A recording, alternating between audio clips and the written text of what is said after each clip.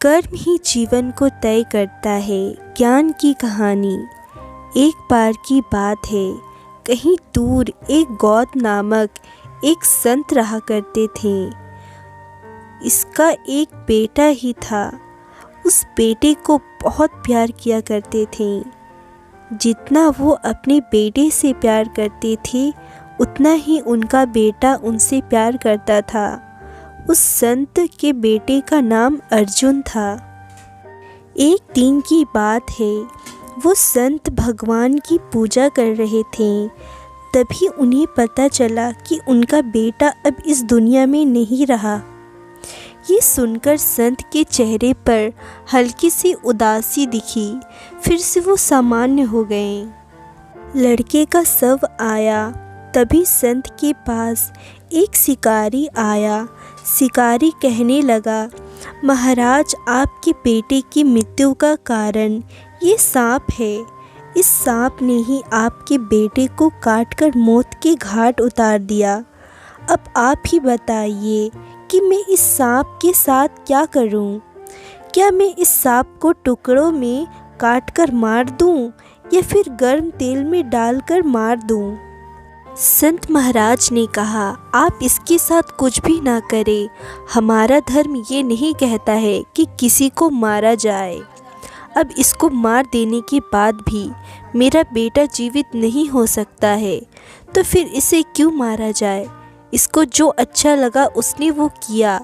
संत और शिकारी की बात को सुनकर सांप भी इंसान की भाषा में बोल उठा।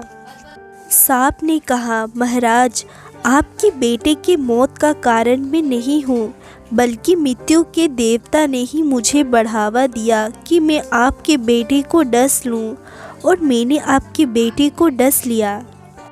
अभी इसकी बात हो ही रही थी, तभी मृत्यु देवता भी वहाँ आ गया।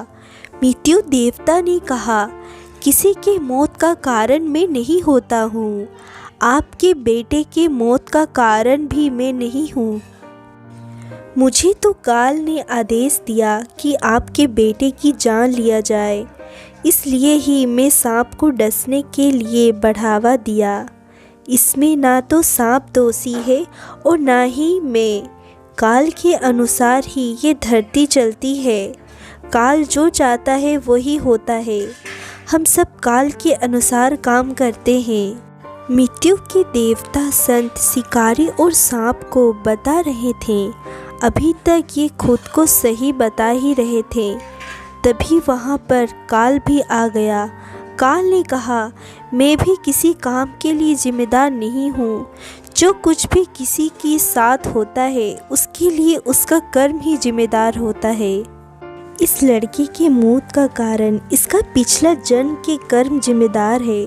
जो भी जैसा कर्म करता है, उसका वैसा ही जन्म और मृत्यु मिलता है।